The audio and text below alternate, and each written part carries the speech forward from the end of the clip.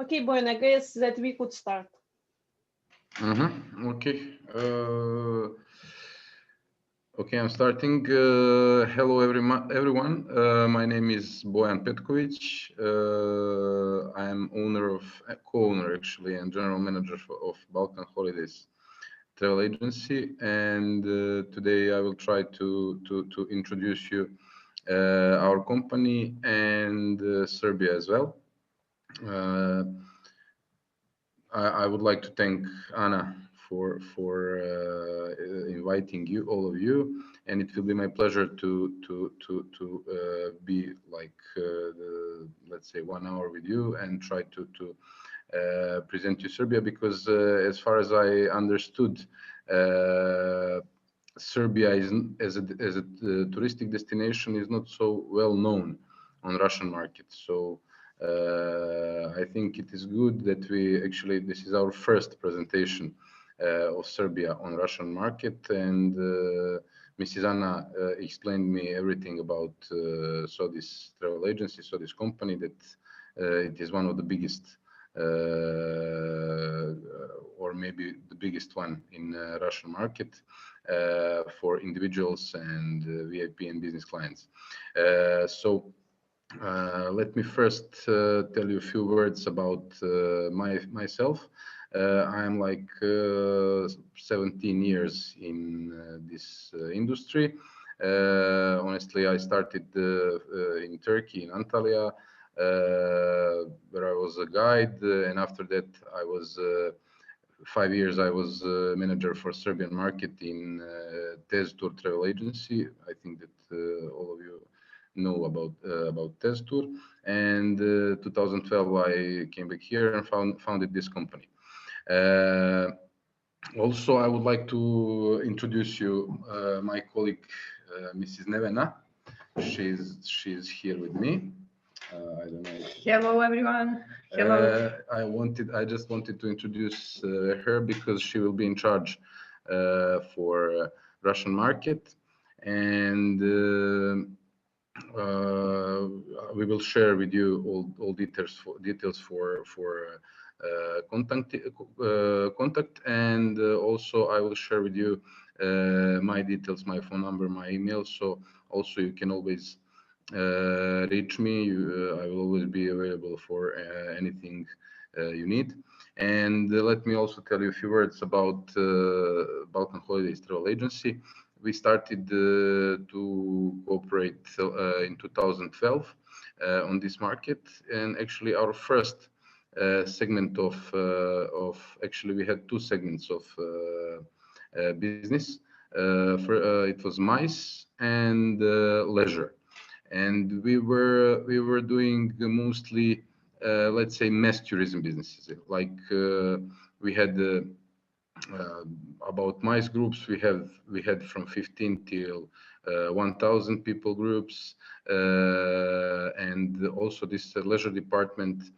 Mostly we were doing Belgrade city break, Budva as a summer destination, as a sea destination, and Balkan round trips. By the time we saw that we might need another department, which is department for VIP individuals and business clients. And to be honest with you, we started of course slowly with a small number of people, but we used this experience that we had, and actually it wasn't so hard for us to start that department and to develop it as well. So we started to cooperate with some companies, with suppliers for vehicles, and we faced a lot of problems with that kind of services here, because mostly owner here in Serbia of those limo services are ex-taxi drivers, so they couldn't understand needs of our clients.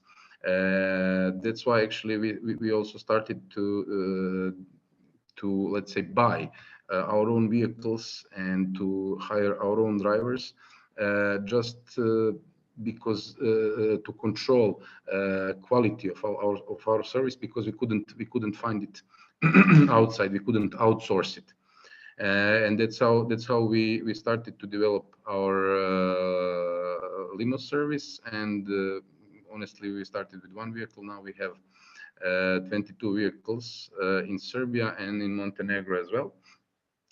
So as a company, we have two offices. One is in Belgrade, which is capital of Serbia, and second one is in Podgorica, in Montenegro. As you said, Černa Gora. We also say Crna Gora. And this is but also we operate in the whole Balkan region because we have quite high demand for those round trips. I mean, groups and individuals as well. And what is the thing about our business? We have because we started and we have a lot of groups. We use that, let's say, power in hotels and our position in hotels. We use it for prices for individual clients as well. So for all hotels that we are working with, we have same prices for groups and individuals. So that's how we use our position for those individual clients. And also, as I mentioned, we have our own vehicles, so we are trying to provide actually we are providing great value for money service, where you have 5-star service with normal and reasonable price. Also, we cooperate a lot with luxury hotels, with 5-star hotels. In most of them, we are in top 5 clients. And as I mentioned, we are cooperating with a lot of markets, from Australia to America, Japan, China, Middle East, European markets, also Balkan region. Especially businessmen from Balkan region are hiring a lot our vehicles and using our services. So I think this is for now. This is for introducing our company pretty it. So at the end of this presentation, you will be able to ask me more questions, and it will be my pleasure to answer all of your questions, because just it will be better for me. Just during this presentation, write your question and please ask me. Do not hesitate to ask me, because it will not be for me bothering or any kind of problem to answer all of your questions. So I would like to start with this presentation in PowerPoint that we prepared. Just a short introduction about Serbia, about our services, and so we can start. Just you will give me a few seconds to share screen, and we can start it.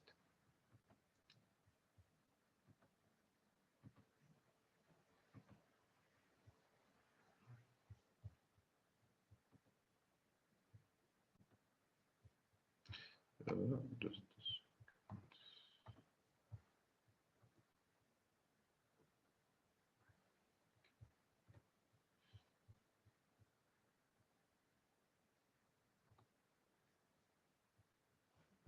Anna, you can see presentation, right? Yes, everything is fine. Everything is fine. Okay, just this is first page. I just wanted to put this picture because this is real. This picture presents Serbia very well, because Serbia is a country full of nature, and 70% of countries like this. So that's why I just wanted you to try to understand what kind of nature Serbia has. So this slide is about our vehicles. So as you can see, we have only our fleet consists of only Mercedes vehicles. So as let's say economical vehicles, we are using Mercedes E-classes from this W 2012, which is previous model, till last models. We also have Mercedes S-classes. On this picture also you can see Mercedes V-class, which is I mean, in a lot of countries it is known as Vito, but actually Mercedes V-class is a little bit upgraded Vito. From outside it looks same, but inside this V-class is more business and more luxury.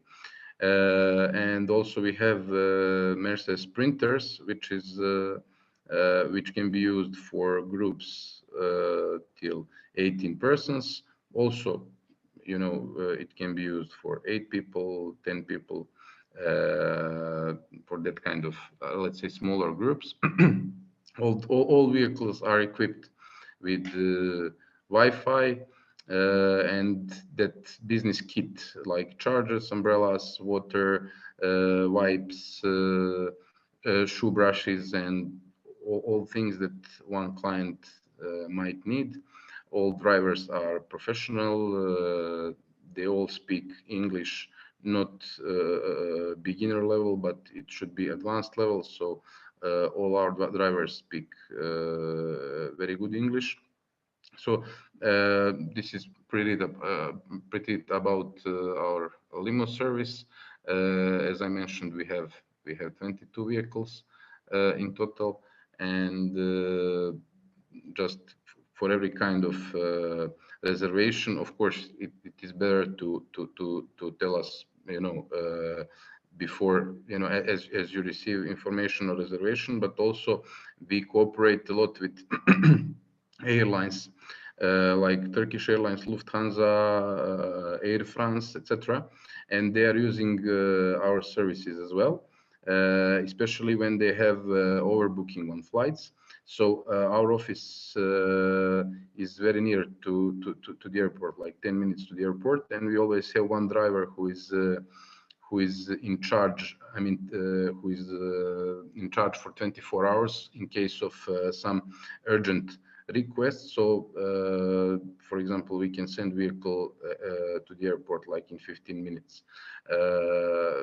Especially, you know, those kind of needs airlines have. So that's why we can always intervene in every kind of urgent situation. But as I mentioned, as much as it's, you know, reservation is early, it is better. But just for your information, any kind of urgent intervention, you can count on us. And this is pretty it. So if you have some more questions about our limo services, you can ask me after presentation. This is a map of Serbia, and as you probably know, Serbia is on Balkan Peninsula. Serbia was part of ex-Yugoslavia. I think that all of you heard about Yugoslavia. Serbia was biggest country of biggest republic of Yugoslavia, and Belgrade was capital of Yugoslavia, and now of course it is capital of Belgrade. Belgrade is the also biggest city was biggest city of Yugoslavia, and the biggest city now in this region. Our neighbors are Hungary, Croatia, Romania, Bulgaria, Macedonia, Montenegro, Albania, and Bosnia. So as you can understand, unfortunately, we don't have sea coast, we don't have seaside, but Serbia has beautiful nature, lakes, and rivers. So we have waters, but we don't have sea. In spite that, we are the best nation in water polo, and we don't have sea, which is something. Population of Serbia is about 7 million people, and Belgrade is, I mean, capital of Serbia. Belgrade is 2 million. I mean, when you compare it with Moscow or big cities, it is not so big, but for our region, it is the biggest city. And as you can understand, it is not so crowded as cities like Istanbul or Moscow. And Serbia has a lot of, because small number of population, Serbia has a lot of intact nature, and every time, when you go 1 hour from Belgrade, you can find some very nice and small places with nature to rest from the city. Currency of Serbia is Serbian dinar, which is like $1 is now it is 97 dinars, but always it is like between 97 and 100, and currency is pretty stable. Last 10 years it didn't change almost at all.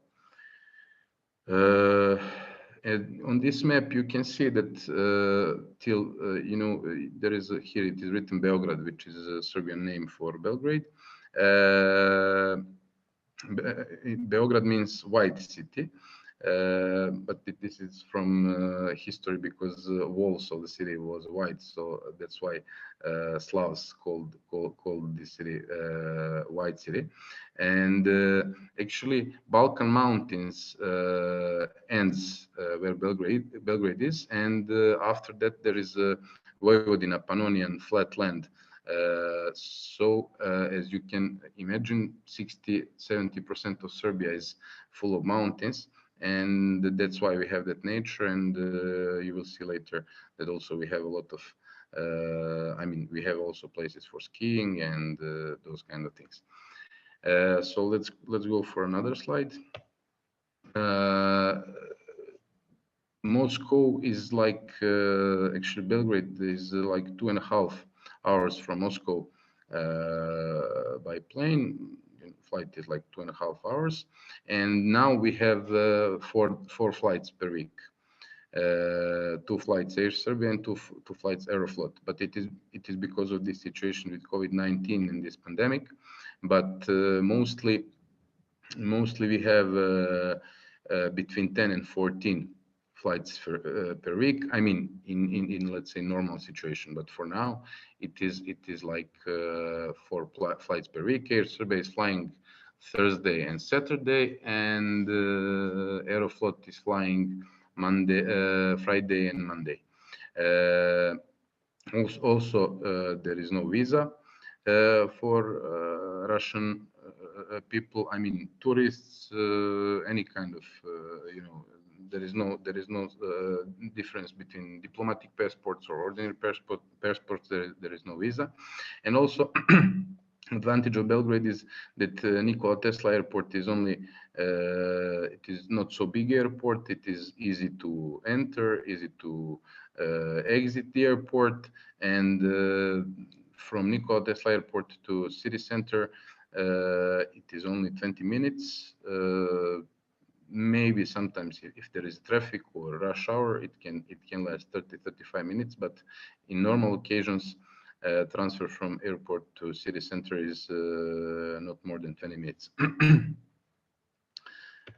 So on this slide, this is I just want to talk about Belgrade a little bit. Belgrade, as I mentioned, it is capital of Serbia, 2 million population, but there is a few things that characterize Belgrade. Belgrade is so green city. We have more than 80, if we count big parks, we have more than 80 big parks here. Foreigners mostly used to say that people build parks in the city, and we build city in the parks, because really it is so green, and especially in April when spring starts, everywhere you look, it is trees, parks, some place for relaxation.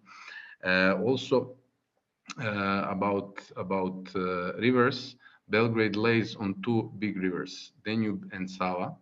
Danube, as you might know, is the biggest river in Europe, and the Sava River is the biggest river of Balkan Peninsula, and this is confluence of.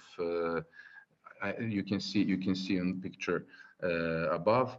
It is confluence of Sava and Danube River, and also next to those confluence is Belgrade Fortress named Kalemegdan, which is one of the biggest fortresses in Europe, and one of the biggest, in the same time, one of the biggest parks in Belgrade. We also have a lot of river islands, which are also available for people that you can go there, have a walk, and also we have those very famous river houses in Belgrade. What river houses are actually houses which float on the river. It is not, next to the river, but on the river. They are floating on the river. Actually, they are, of course, connected to the ground, so they cannot flow away. But there is thousands of those kind of houses, and also we have a lot of those kind of restaurants, floating restaurants with, of course, authentic view, because you are when you are in the restaurant, you are on the river. So as I mentioned before, when you go to some island or some park for a walk, you can easily go for a lunch or coffee break to those kind of restaurants, because I think we have more than 100 that kind of restaurants who are on the river and with beautiful view, beautiful atmosphere, and everything. About architecture of Belgrade, it is a little bit confusing, because through the history we had a lot of different type of ruling. First of all, we were kingdom, and after Second World War we became like as Russia, country with a ruling of communism. So we also have that kind of architecture, that communism architecture, which is, as you know, flat, so simple, without any shapes. So architectural Belgrade is mixture of European, European, as we know, like Austro-Hungarian architecture and communism architecture. So that's why, for example, one very famous architect from France, maybe you heard, Corbusier. He said for Belgrade that is the ugliest city on the most beautiful place in the world. When he said ugliest, it was because a mixture of this architecture, because you have, for example, some building which is from 19th century, and next to that building is some building from communism period. So when you look at it, it looks a little bit confusing. But place where Belgrade is, it's really outstanding and sublime and really beautiful because of the rivers and the position of the city. Also, Belgrade is very popular about dining because we have a lot of restaurants. I mean, Serbs are like kind of people. We don't have to have anything in our homes, but we have to have money for going outside and having dinner in restaurants and fun as well. So among foreigners, Belgrade is very popular by restaurants, and also about nightlife, because as according to some magazines and newspapers, Belgrade is one of the best nightlife in Europe.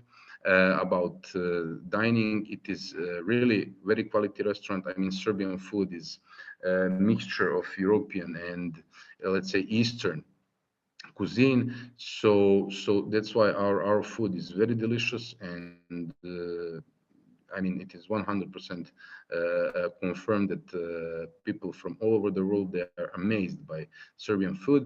And the thing is that it is not expensive, so it is very affordable. So that's why mostly foreigners, especially from close countries like 2.5, 3 hours flight, they are coming to Belgrade for a weekend, for a city break, to have fun, to have nice food, and to see and to hear and to see Serbia. So that's why Belgrade is perfect for those kind of tourists. Of course, we have very luxury restaurants as well, but which are not, again, so expensive when you compare those kind of restaurants in, I don't know, Vienna or London or those kind of places. And about nightlife, we also have a lot of music festivals like Exit, which is one of the best in Europe, and actually it was awarded 3 times as the best music festival in Europe. We also have a beer fest and some blues music fest, which are also very popular in Europe. And I think on those kind of festivals we have more foreigners than Serbs. So I mean, about dining and about nightlife, Belgrade is perfect place. Also, I have to mention that safety. When we talk about safety, Belgrade is one of the safest city in Europe. I mean, safest capitals in Europe. And a few years ago, according to some tourism magazine, it was the most safest capital in Europe.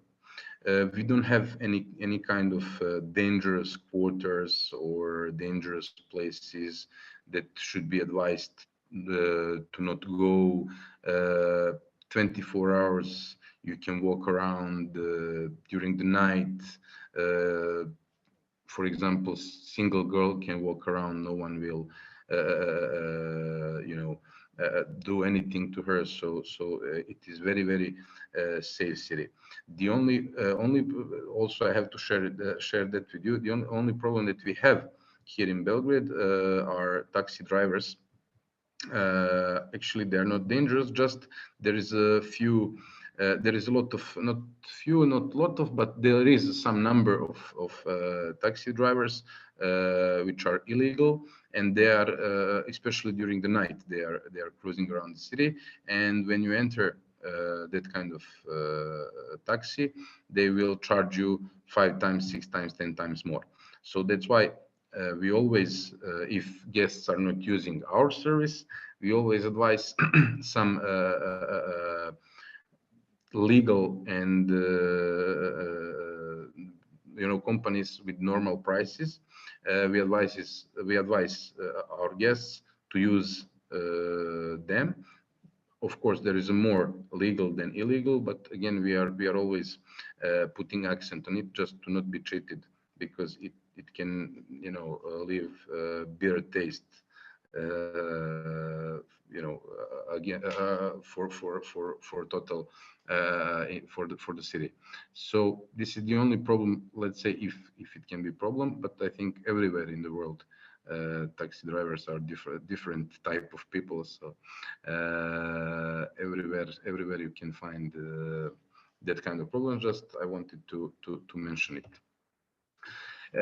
Serbia in general, again, we have a very rich history during the medieval period, from 13th to 20th century. Actually, till 16th century was Nemanjić dynasty, and most of our monasteries are from that period. Between 13th and 16th century. So it is very rich Orthodox cultural heritage, especially monastery heritage. And we had, till now, we had few groups from Russia.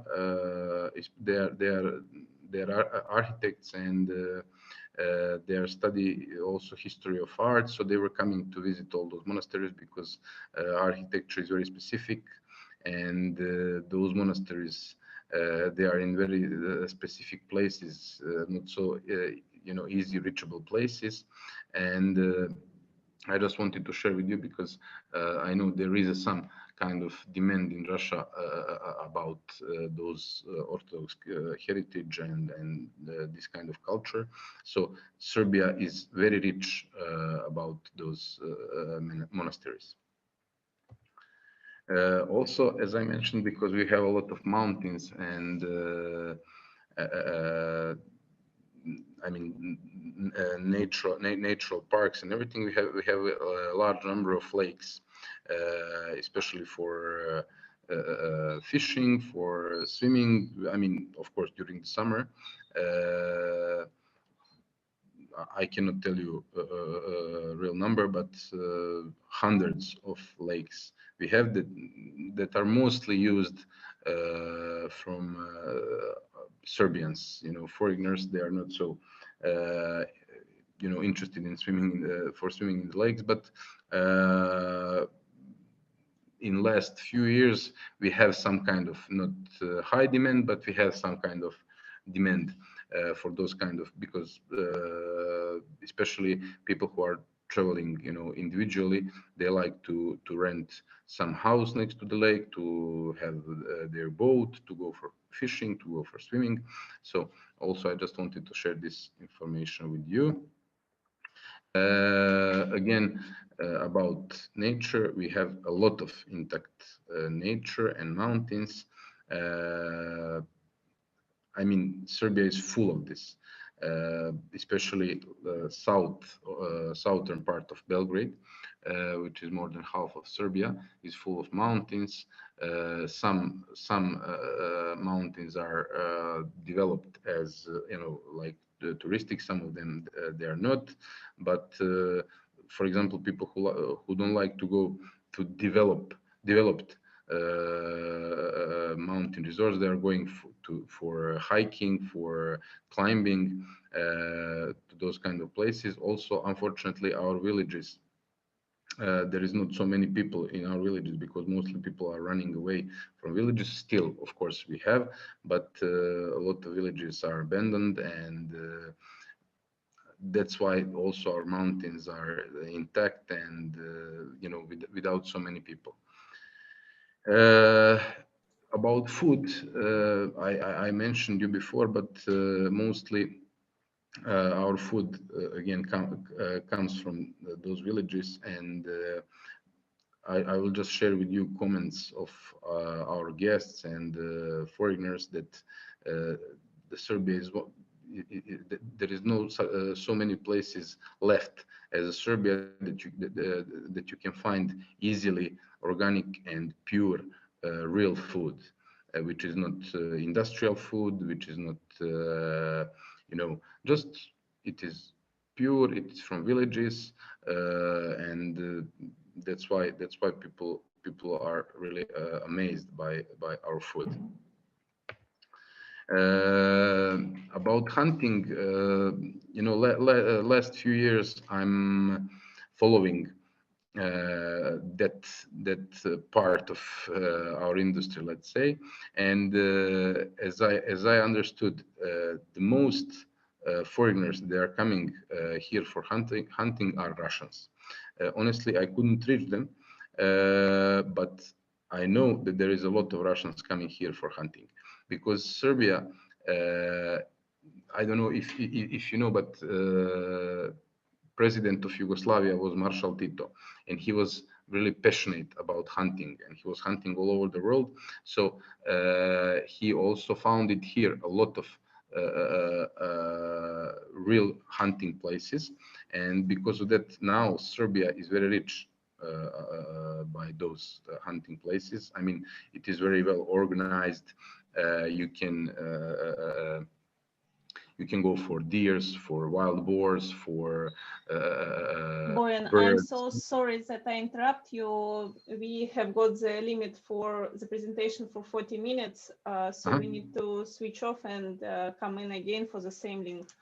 Коллеги, я прошу прощения, мы на самом деле не так часто проводим Zoom-презентации. Мы можем сейчас, мы с Ирой обсуждали, выйти и по той же самой ссылке зайти снова.